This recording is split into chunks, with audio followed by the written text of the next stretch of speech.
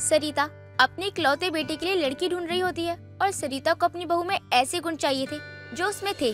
अब सरिता जहाँ भी जाती और सुंदर सुशील लड़की देखती, उससे वो उसके घर परिवार और उसका बायोडाटा निकालने लगती थी। एक रोज सरिता अपनी पड़ोसन विमला के साथ बाजार जाती है। देख सरिता, बस 15 दिन बाद मेरी बेटी की शादी है और फिर मेरी पिंकी पराई हो जाएगी। ना जाने मैं अपनी पिंकी के बिना कैसे रहूंगी। हाय मेरी पिंकी। अरे चुप कर। अगर तूने उसे यहाँ से ब्याह कर नहीं भेजा तो उसने तो मोहल्ले के जितने लड़कों को शादी के लिए हाँ कर रखा है, उससे तो तेरी बदनामी होगी ही होगी।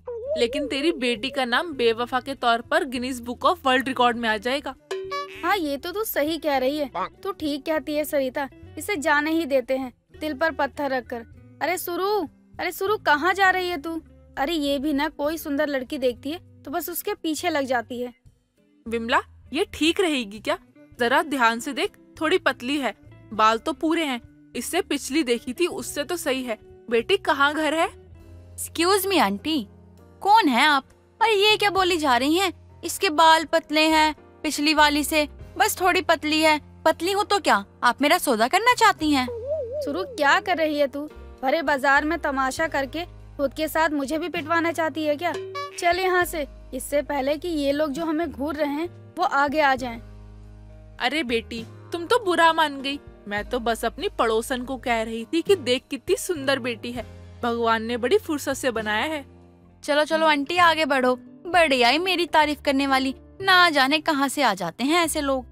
क्या बोली विमला? ये मेरी बहू तो क्या घर की नौकरानी बनने लायक नहीं है। इसे तो बोलने का भी ढंग नहीं है। आंटी आप जाती हैं, कुत्ते उठवाने वाली गाड़ी बुलवाऊं? चल तू यहाँ से। तेरे साथ तो अब मैं कहीं भी आना जाना नहीं करूँगी। मेरे लिए मुश्किल हो गया है बिल्कुल। देखा तूने, आजकल की लड़कियों को कितनी जुबान चलाना आता है। अगर ऐसा ही रहा विमला तो मुझे तो कोई लड़की पसंद नहीं आएगी और मेरा बेटा भी कुंवारा रह जाएगा। अरे तू अपने एक लौते बेटे की शादी के लिए इतना ज्यादा क्यों सोच रही है? कुछ दिन ही तो बचे हैं तेरे पागल होने में। देर शाम जब दोनों लौटकर घर आते हैं तो सरिता अपने बेटे के लिए खाना पीना बनाने लग जाती है। और देर शाम जब सरिता का बेटा राजेश घर आता है तो सरिता अपने बेटे को खाना देते हुए कहती है, राजेश देख, मैं तेरे लिए एक सुंदर सुशील और संस्कारी बहू लाऊंगी जो तेरी सेवा करे। लेकिन अगर तेरी नजर में कोई लड़की है तो मुझे बता दे, मैं तेरी शादी उससे जरूर करवाऊंगी। नहीं माँ, ये जिम्मेदारी मैंने आप पे छोड़ रखी है। बस एक ढंग की लड़की होनी चाहिए, क्योंकि आजकल की लड़कियां कैसी होती है आपको भी पता है। वो घर संभालने की जगह घर को तोड़ने में लगी रहती है। इसलिए मुझे एक ऐसी लड़की चाहिए ना जो घर को संभाले, बस उससे ज्यादा कुछ नहीं चाहिए। मेरा बेटा कितना समझदार है। मैं पूरी कोशिश में हूँ कि तेरे लिए एक संस्कारी पत्नी ही लाऊं। अच्छा ये सब छोड़ और मेरी बात ध्यान से सुन। विमला काकी की बेटी पिंकी की शादी में तू थोड़ा हाथ बटा दियो। ऐसे ही समय बीत रहा था जहाँ एक तरफ सरिता को अपने बेटे की शादी के लिए सुंदर और सुशील और संस्कारी लड़की ढूंढनी थी, वहीं इधर विमला की बेटी की हल्दी में सरिता देखती है एक लड़की विमला की बेटी के बगल में बैठी है। लगता है ये पिंकी की कोई खास दोस्त है। ऐसे है तो ये शक्ल से काली, लेकिन इसके नैन नक्श बड़े सुंदर है। हिरनी सी आंखें, कोयल सी मीठी मीठी आवाज। क्या ये मेरे बेटे के लिए ठीक रहेगी? लेकिन ये कुछ ज्यादा ही काली नहीं है? अब पूरी हल्दी में सरिता का ध्यान पिंकी की उस काली दोस्त पर रहता है जिसका स्वभाव सरिता को बहुत अच्छा लगता है। बस वो लड़की रंग की ही मात खा जाती है। अब देर शाम जब विमला अपनी पड़ोसन सरिता के घर लड्डू लेकर पहुंचती है तब सरिता विमला से कहती है, अरे विमला, ये लड्डू वड्डू छोड़ और मुझे ये बता, तेरी बेटी पिंकी के बगल में जो काली काली सी लड़की थी जो गा रही थी, नाच रही थी, पिंकी के आसपास घूम रही थी, वो कौन है? कहीं तेरी दूर की रिश्तेदार तो नहीं है ना? अरे कहीं तो मेरी पिंकी की सहेली नैना की बात तो नहीं कर रही है, जो भले ही रंग की कच्ची है लेकिन उसके नैन नक्श बड़े ही सुंदर हैं। अरे हाँ हाँ वही। मुझे तो वो देखने में बड़ी प्यारी लगी, लेकिन उसका रंग थोड़ा साफ तो होना चाहिए था ना? अरे वो तो खरा सोना है, सोना। तूने आज पहली बार सही जगह हाथ मारा है। नैना को मैं अच्छे से जानती हूँ। भले ही वो रंग की काली है, उसके संस्कार बहुत अच्छे हैं, उसके अंदर कोई कमी नहीं है। सुंदरता का क्या है, एक दौर बाद ढल ही जाएगी। लेकिन सबसे जरूरी है कि उसके अंदर गुण कितने हैं, जिससे कि घर में सुख शांति बनी रहे। मुझे भी यही लगता है कि मुझे अपने बेटे के लिए नैना को ही चुनना चाहिए। वो क्या है ना, अगर मैंने अपने बेटे के लिए रूपवान बहू ढूंढी तो उसके साथ मुझे उसके नखरे, ताने, भाव ये सब देखने को मिलेगा और वो मेरी कद्र भी नहीं करेगी। लेकिन इसके अंदर मैंने जो गुण देखे हैं उसे झुटलाया नहीं जा सकता विमला। वैसे ये अभी तो रहेगी ना तेरे यहाँ? हाँ भी पिंकी की शादी तक उसके सभी दोस्त यही हैं। तू चिंता मत कर, मैं नैना के माता पिता से तेरे बेटे की शादी की बात जरूर चलाऊंगी। अब सरिता भी विमला के घर पहुंचती है, जहां विमला तो घर के कामों में लगी होती है और सरिता नैना को देखने में, जो मेहमानों की खूब आओ भगत में लगी होती है। और ये देखकर सरिता मन ही मन बहुत खुश होती है। तभी नैना कोल्ड ड्रिंक का ग्लास लेकर सरिता के पास आती है। आंटी जी कोल्ड ड्रिंक? नहीं बेटा, मैं ये सब नहीं पीती। वो क्या है ना, इस उम्र में 75 तरह की बीमारियां लग जाती है शरीर में। एक ठीक नहीं होती कि दूसरी बीमारी का पता चल जाता है। पिछले महीने ही डायबिटीज का पता चला मुझे। अरे आंटी, आप भी क्या बीमारियों का रोना रो रही हो? आपको पता है हम बीमारियों का जितना प्यार से नाम लेते हैं ना, वो भी उतने ही प्यार से हमारे शरीर में घर कर जाते हैं। अरे बेटी, कितनी प्यारी बात कही है तुमने। आओ, अब तो एक कोल्ड ड्रिंक बनती है। ये हुई ना बात। बस आंटी जी ऐसे ही मुस्कुराते रहिए, अच्छी लगती है आप। सरिता को नैना की बातें काफी अच्छी लगती हैं और वो विमला से नैना के माता पिता से बात करने के लिए कह देती है। देख, नैना के माँ बाप बहुत गरीब हैं और उनके पास इतना पैसा नहीं है कि वो अपनी बेटी की शादी धूमधाम से कर सके। अरे मैंने कौन सा कहा कि मुझे 5 स्टार होटल में ही शादी की पार्टी चाहिए। मुझे तो बस एक बहू के तौर पर नैना चाहिए। ये कही ना तूने माँ वाली बात। सच कहूँ तो सरिता, अगर सभी माँ बाप तेरी तरह सोचने लगे तो ये दहेज प्रथा से बहू को प्रताड़ित जो किया जाता है, उस झमेले से सबको मुक्ति मिल जाएगी। मैं अभी ही नैना के माता पिता को ये खुशखबरी सुनाकर आती हूँ। विमला सरिता के बेटे के लिए रिश्ता पक्का करने में लगी थी, लेकिन अगले ही दिन विमला की बेटी पिंकी की भी शादी थी और वो खुश होकर अपनी बेटी के साथ उसी मंडप में उसकी गरीब सहेली नैना की शादी भी फिक्स कर देती है। ये तूने सही किया विमला, शादी की शादी और खाना पीना सब साथ, और नैना के गरीब माँ बाप पर भी भार नहीं आया। विमला, तूने तो इतने पुण्य का काम किया है कि अगले 7 जन्म तक तेरे ही पुण्य तुझे दोष पाप मुक्त रखेंगे। अरे सरिता, तेरे लिए और अपने बेटी पिंकी के लिए मैं इतना तो कर ही सकती हूँ। वही एक गरीब माँ बाप जो अपनी बेटी को लेकर इतना सोच रहे थे, उनका भी भला हो जाएगा। हाँ विमला, तूने सच में बहुत उपकार वाले काम किए हैं। अब देर से ही सही, लेकिन सरिता को उसके बेटे के लिए सुंदर, सुशील और संस्कारी बहू मिल ही जाती है, वो भी उसकी सहेली की शादी में। और नैना, जो कि अब तक इस बात से अनजान थी कि उसकी शादी उसी की दोस्त के साथ एक ही मंडप में हो रही है, वो भी बहुत खुश हो जाती है और दोनों ही सहेली एक साथ एक ही दिन उस मंडप में विदा हो जाते हैं। पलक एक गर्ल्स हॉस्टल में रहती थी, जहाँ पर उसके बहुत सारे दोस्त थे। उन्हीं में से एक दोस्त थी रानी, जो कि दिल्ली से थी। रानी एक दिन पलक से कहती है, यार पलक, इस हॉस्टल में रहते हुए हमें इतना समय बीत गया और बहुत समय से मैं अपने घर भी नहीं गई। मुझे तो बहुत याद आती है अपनी फैमिली की, और खास करके दिल्ली के छोले भटूरे की। उनकी तो बात ही अलग होती है। ऐसा क्या खास है दिल्ली के छोले भटूरों में जो तू हर बार मेरे सामने दिल्ली के छोले भटूरों का जिक्र करती है? आखिर उसमें भी तो वही सब डलता होगा ना जो यहाँ पर बनने वाले छोले भटूरों में डलता है। भले ही यहाँ वाले छोले भटूरे नॉर्मल हो, लेकिन दिल्ली के छोले भटूरे की बात ही अलग है। तूने कभी दिल्ली के छोले भटूरे नहीं खाए ना, इसलिए तू ऐसा कह रही है। जिस दिन तू दिल्ली जाएगी और वहाँ के छोले भटूरे खाएगी, तब तुझे पता चलेगा मैं इतनी तारीफ क्यों करती हूँ दिल्ली के छोले भटूरे की। अगर ऐसा है तो जब हमारा कॉलेज खत्म होगा तब हम अपने अपने घर चले जाएंगे, और यहाँ से जाने के बाद मैं दिल्ली एक बार जरूर जाऊंगी और वहाँ के छोले भटूरे खाकर ही रहूंगी। मैं भी तो देखूं दिल्ली के छोले भटूरों में ऐसी क्या बात है जो तू इतनी तारीफ करती है। तुझे क्या लगता है तेरे घर वाले तुझे सिर्फ दिल्ली छोले भटूरे खाने के लिए भेजेंगे? उन्होंने तुझे हॉस्टल भेज दिया और अब तू सोच रही है कि तू सिर्फ छोले भटूरे खाने के लिए दिल्ली जाएगी। अच्छा मजाक करती है तू भी।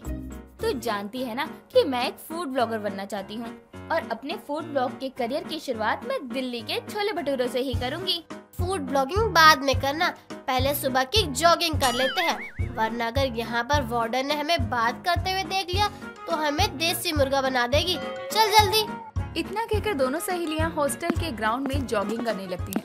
ऐसे ही कुछ समय बीतता है और धीरे धीरे 2 साल निकल जाते हैं। पलक और रानी का हॉस्टल से जाने का वक्त हो गया था।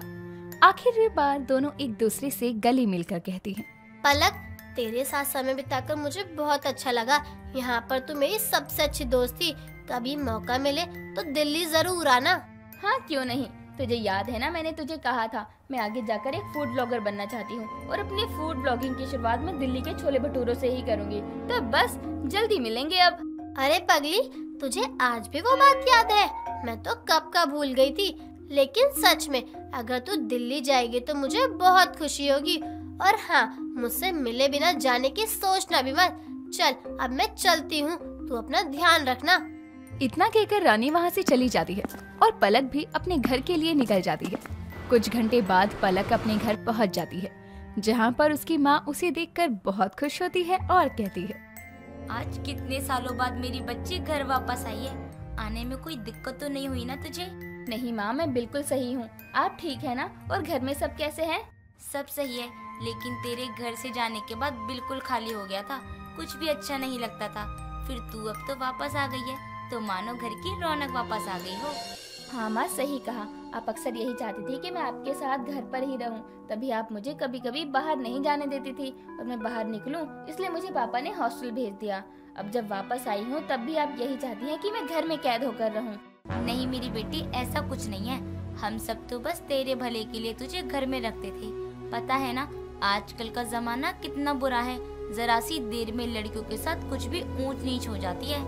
इस दुनिया में मैं एक ही लड़की नहीं हूँ, मेरे जैसी और भी हजारों लड़कियाँ हैं। उनके माता पिता भी उनकी चिंता करते हैं, लेकिन वो आपकी तरह अपनी बेटी को घर में कैद करके या हॉस्टल में कैद करके नहीं रखते। आप कब समझेंगी ये बात? बेटी, इतने सालों बाद तो तू अपने घर लौटी है, लेकिन अब भी तेरे अंदर का गुस्सा खत्म नहीं हुआ है। आज भी नाराज है क्या अपनी माँ से तू? हाँ माँ, मैं आपसे नाराज हूँ क्योंकि आपने मेरा बचपन मुझसे छीन लिया। मुझे हमेशा इस घर की चार दीवारी में रखा, या फिर थोड़ी सी बड़ी होने के बाद उस हॉस्टल की चार दीवारी में रखा। लेकिन अब मैं यहाँ से बाहर निकलना चाहती हूँ, कुछ करना चाहती हूँ, और मैं उम्मीद करती हूँ कि आप मुझे नहीं रोकेंगी। लेकिन बेटी, तो करना क्या चाहती है? मुझे भी तो बता। अचानक से ऐसी बातें क्यों कर रही है? माँ, मैं दिल्ली जाना चाहती हूँ। वहाँ जाकर अपना खुद का कुछ काम शुरू करना चाहती हूँ। लेकिन बेटी, ऐसा क्या काम है जो दिल्ली में ही हो सकता है, यहाँ नहीं हो सकता? माँ, मुझे फूड ब्लॉगर बनना है और मैं चाहती हूँ कि इसकी शुरुआत मैं दिल्ली के छोले भटूरों से करूँ। अब आप मुझे मत रोकना। लेकिन तू वहाँ जाएगी कहाँ? कहाँ पे रहेगी? बाकी सब कैसे होगा? माँ, अब मैं बड़ी हो गई हूँ, अपना ख्याल रख सकती हूँ। आप मेरी चिंता मत कीजिए, बस मुझे जाने दीजिए। अगर तेरी यही मर्जी है तो तू जा, मैं इस बार तुझे नहीं रोकूंगी। अपनी माँ की बातों को सुनकर पलक बहुत खुश होती है। आखिरकार वो पहली बार दिल्ली जा रही थी, वहाँ के मशहूर छोले भटूरे खाने, जिसकी तारीफें वो बहुत समय से अपनी दोस्त रानी से सुनती आई थी। कुछ घंटों के बाद वो दिल्ली पहुँच जाती है और यहाँ आकर वो सबसे पहले एक होटल में रूम लेती है और अगले दिन होटल के मैनेजर से पूछती है कि दिल्ली के सबसे अच्छे छोले भटूरे के बारे में, और मैनेजर उसे कुछ दुकानों के बारे में बताता है। पलक वहीं जाती है और अपना पहला व्लॉग बनाती है। तो दोस्तों, मैं हूँ आपकी दोस्त पलक। ये है मेरा नया फूड ब्लॉगिंग चैनल और ये है मेरा पहला व्लॉग। तो मैंने कहा क्यों ना इसकी शुरुआत दिल्ली के छोले भटूरों से की जाए। इतना कहकर अब पलक व्लॉगिंग करना शुरू कर देती है और उसके सामने बहुत सारे छोले भटूरे थे और उन्हें वो खा रही थी कि तभी उसके पीछे से राहुल नाम का एक लड़का आता है और उसके प्लेट से एक भटूरा उठाकर खाने लगता है। अरे वाह वाह वाह वाह, दिल्ली के छोले भटूरों की तो बात ही अलग है, मजा आ गया। तुम्हें दिख नहीं रहा क्या? मैं यहाँ व्लॉग बना रही हूँ और तुम ऐसे कैसे किसी की प्लेट से खाना उठाकर खा सकते हो? सॉरी सॉरी सॉरी, मुझे क्या है ना, भूख लगी थी और ऊपर से इन छोले भटूरों की खुशबू, अरे मैं खुद को रोक नहीं पाया, माफ करना। वैसे आप दिल्ली की तो नहीं लगती, आप यहाँ पर नई है क्या? हाँ, मैं यहाँ नई हूँ। मैंने दिल्ली के छोले भटूरों के बारे में बहुत सुना था और मैं एक व्लॉगर भी बनना चाहती थी, तो मैंने सोचा दिल्ली की तरह के छोले भटूरे खाकर अपने व्लॉग की शुरुआत करूँ। अरे अरे अरे, ये तो बहुत अच्छा काम है, लेकिन दिल्ली के छोले भटूरे खाने और उनका व्लॉग बनाने के लिए तुम्हें यहाँ के बारे में जानना भी तो जरूरी होगा। क्या तुम्हारे साथ दिल्ली में रहने वाला कोई दोस्त है या कोई जान पहचान का रिश्तेदार? नहीं, मैं यहाँ अकेली हूँ और एक होटल में ठहरी हूँ, लेकिन धीरे धीरे यहाँ के रास्ते और दुकानें देख लूंगी। वैसे अगर किसी चीज की जरूरत हो या मदद चाहिए तो मुझे बताना। अरे मैं भी एक ब्लॉगर हूँ और भटूरों का तो शौकीन हूँ ही। क्या सच में? ये तो बहुत अच्छी बात है।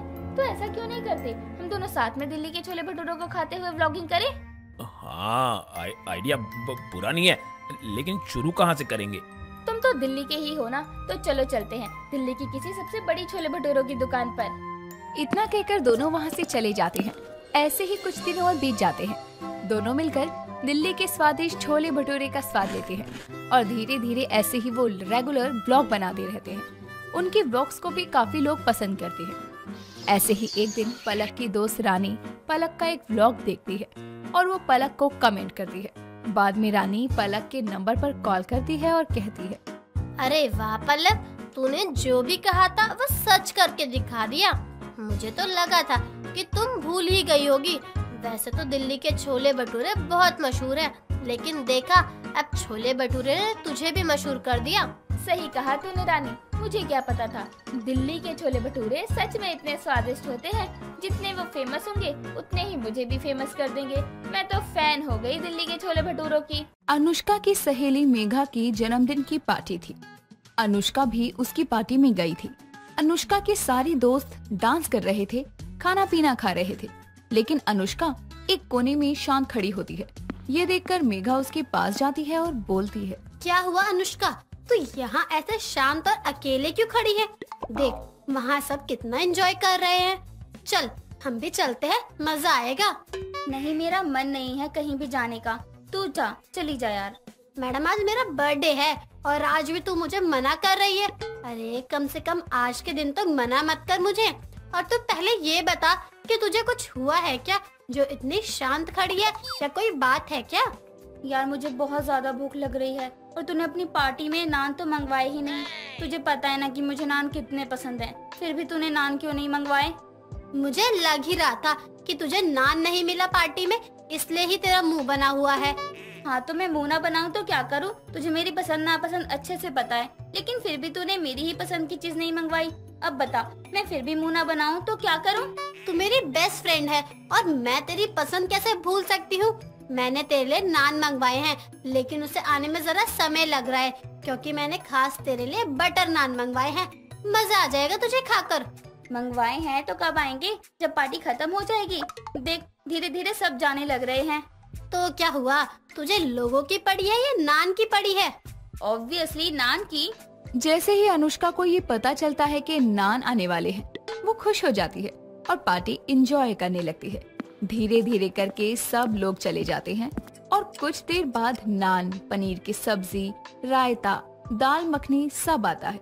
मेघा वो सब लेकर अंदर जाती है और अनुष्का को दिखाते हुए कहती है, ले तू नान के लिए ही मुंह बना रही थी ना, देख नान के साथ मैंने तेरे लिए कितनी सारी चीजें मंगवाई हैं। बाकी सब तो ठीक है, लेकिन इसमें अचार नजर नहीं आ रहा। अरे वो भूल गए होगा, क्या पता अचार डालना। चल वो सब छोड़, नान खाते हैं। यार मुझे नान तो बहुत पसंद है, लेकिन इन सब की चीजों के साथ नहीं, बल्कि अचार के साथ पसंद है। यार ठीक है अचार के साथ पसंद है, लेकिन देख तो सही, पनीर और दाल मखनी कितनी अच्छी लग रही है। तू इनके साथ खाना नान, अचार का तो स्वाद ही भूल जाएगी। देख तुझे नान नहीं खिलाने तो मत खिला, मैं जा रही हूँ। अरे भाग कहाँ रही है, रुक मैं तेरे लिए अचार लाती हूँ। घर का अचार तो चल जाएगा ना तुझे?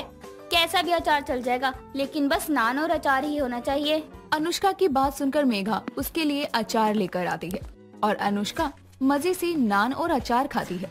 अनुष्का कुछ देर में वहाँ से अपने घर आ जाती है। अनुष्का को अचार और नान बहुत ज्यादा पसंद थे कि वो हमेशा जब भी बाहर से नान खरीद कर खाती तो अचार के साथ ही खाती। ऐसे ही कई दिनों तक चलता है। एक दिन अनुष्का नान और अचार खा रही थी, तभी वहाँ पर उसका भाई मोहित आता है और उसे नान खाते हुए देखकर बोलता है, अकेले अकेले नान खा रही है, ला मुझे भी दे, थोड़ा मैं भी खाऊंगा। मैं नहीं दे रही तुझे, एक तो वैसे ही मुझे इतनी जोर से भूख लग रही है और 2 नान ही लाई हूँ मैं। अब ये भी तुझे ही दे दूंगी तो मैं क्या खाऊंगी? जा कुछ और खा ले। अच्छा तू नान खाए और मैं घर की बनी रोटी खाऊं? मैं नहीं, मुझे भी दे। नहीं दे रही ना, एक बार में समझ नहीं आता, दिमाग खराब मत कर मेरा और खाने दे मुझे अब। तूने अगर मुझे नान नहीं दिया तो देख ले, मैं मम्मी को बुलाऊंगा और तेरी शिकायत लगाऊंगा। फिर तू जानती है कि मम्मी तुझे और नान को एक साथ देखकर क्या कहेगी। तुझे क्या अपनी बहन हंसते हुए अच्छी नहीं लगती, जो हर वक्त उसे परेशान करने के लिए नए नए बहाने ढूंढ रहा है? भाई नहीं है, प्लीज ना मुझे खाने दे नान। मैं तो भाई की तरह ही बोल रहा हूँ ना, हम दोनों मिल बांट कर खा लेते हैं, लेकिन तू है कि जा जाकर मम्मी को बता दे, ज्यादा से ज्यादा क्या होगा, मम्मी डांट ही लगाएगी ना। कोई नहीं, मम्मी की डांट सहने की अब तो आदत ही हो गई है मुझे, आज भी डांट खा लूंगी और क्या। अनुष्का की बात सुनकर मोहित अपनी मम्मी रमा को आवाज लगाने लगता है। जैसे ही रमा वहाँ आती है और अनुष्का को नान खाती हुई देखती है तो रमा वहीं साइड में पड़ी हुई झाड़ू उठाती है और अनुष्का को मारते हुए कहती है, तू फिर ले आई ये सड़ी चीज। तुझे कितनी बार मना किया है कि ये सब मत खाया कर, लेकिन तुझे मेरी बात समझ नहीं आती है ना। रुक, आज तुझे अच्छे से समझा देती हूँ मैं। मम्मी आपका काम डांट लगाने का है तो डांट लगाओ ना मेरे ऊपर, झाड़ू क्यों लगा रही हो। अब आया ना मजा। मम्मी आपको पता है ये क्या बोल रही थी? अनुष्का तो ये भी बोल रही थी कि आप आओगी और डांट लगाकर चली जाओगी। बताओ आपका कोई डर है कि नहीं, इज्जत है कि नहीं भला? मोहित के बच्चे तो चुप हो जा, मैं अच्छे से जानती हूँ कि तू जानबूझकर ये ऐसे बोल रहा है ताकि मम्मी को और भी ज्यादा गुस्सा आए, तो यही चाहता है ना। वो कुछ भी चाहे वो छोड़ तू, और ये बता मुझे कि जब तेरी तबीयत खराब हो जाती है ये नान खाने से, तो तू क्यों बार बार ये नान खाने लग जाती है? पहले क्या हालत हुई थी तू भूल गई क्या? मम्मी बस 2 नान ही खा रही हूँ, इससे ज्यादा कुछ नहीं होगा ना। पर हाँ, मैं अपना पूरा ध्यान रखती हूँ सच में। तू फेंक इसे पहले, बड़ी आई बोलने वाली कि अपना ध्यान रखती हूँ। अरे अभी तेरे पेट में दर्द होगा ना, तब फिर मम्मी मम्मी चिल्लाती हुई दिखेगी। फेंक इसे। अनुष्का अपनी मम्मी को मना करती रहती है, लेकिन रमा उसकी एक बात भी नहीं सुनती और नान को बाहर फेंक देती है। अनुष्का को अब इतना तो समझ आ गया था कि वो अब अपनी माँ के आगे नान तो बिल्कुल नहीं खा सकती थी। इसीलिए अब अनुष्का अपनी माँ से छुप छुप कर नान खाने लगती है। धीरे धीरे कई दिन निकल जाते हैं, लेकिन अनुष्का का नान खाना बंद नहीं होता। कई बार तो अनुष्का के पेट में भी काफी दर्द हो जाता है, लेकिन फिर भी अनुष्का नान और अचार खाना नहीं छोड़ती। ऐसे ही एक रात अनुष्का सबके सोने के बाद अपने लिए नान मंगवाकर खा रही होती है कि तभी उसके पेट में अचानक से दर्द होता है और वो चिल्लाने लगती है। अनुष्का के चिल्लाने की आवाज सुनकर वहाँ रमा और मोहित आते हैं और रमा कहती है, क्या हुआ? तू पेट पकड़कर क्यों बैठी है और यहाँ नान क्यों है? तूने फिर से नान खाए हैं? हाँ मम्मी, मैंने नान खाना ही शुरू किए थे कि अचानक से पेट में दर्द उठने लगा। बहुत ज्यादा दर्द हो रहा है मम्मी, कुछ करो ना। कितनी बार मना किया है तुझे कि नान मत खाया कर, लेकिन तुझे तो मेरी बात सुननी ही नहीं होती है ना। अब देख, अब फिर से पेट में दर्द होने लगा। रमा और मोहित अनुष्का को जल्दी से हॉस्पिटल लेकर जाते हैं। डॉक्टर अनुष्का का चेकअप करते हैं और सबको बताते हुए कहते हैं, देखिए आपको पहले ही बताया था कि अगर आप नान खाओगी तो आपको दिक्कत होगी। देख लो, हो गई ना आपको दिक्कत। आपका पाचन तंत्र इतना स्ट्रॉन्ग नहीं है कि आप कुछ भी खा सको। डॉक्टर साहब, मैं इसको समझा कर थक गई हूँ, लेकिन ये कुछ नहीं समझती है। देखिए, अब मैं ना किसी को कुछ भी नहीं बोलूँगा। शरीर आपका है तो सावधानी भी आपको बरतनी चाहिए। अब अगर आप मैदे वाली चीजें खाती हो तो आपका दर्द आपको कई गुना ज्यादा तकलीफ दे सकता है। डॉक्टर अनुष्का को दवा दे देते हैं। अगली सुबह अनुष्का घर आ जाती है। अनुष्का अपने कमरे में आराम कर रही थी, तभी उसके कमरे में रमा आटे के नान बनाकर लेकर आती है और अनुष्का को देते हुए कहती है, बेटा तुझे नान खाना इतना ही अच्छा लगता है ना, तो मैं तुझे अब मना नहीं करूँगी, लेकिन तू अब आटे के बने नान ही खाएगी। माँ आप सही बोल रही हो, अब से मैं मैदे वाले नान नहीं खाऊंगी। और हाँ, ये ले, मैं तेरे लिए अचार भी लाई हूँ। तुझे नान और अचार खाना अच्छा लगता है ना, इसीलिए। अनुष्का को भी अपनी माँ और डॉक्टर की बात समझ आती है और उसके बाद वो कभी भी मैदे के नान नहीं खाती। दोस्तों, अगर आपको ये कहानी पसंद आई तो इसे लाइक करें, शेयर करें और कमेंट करके बताएं कि कहानी में आपको सबसे अच्छा क्या लगा।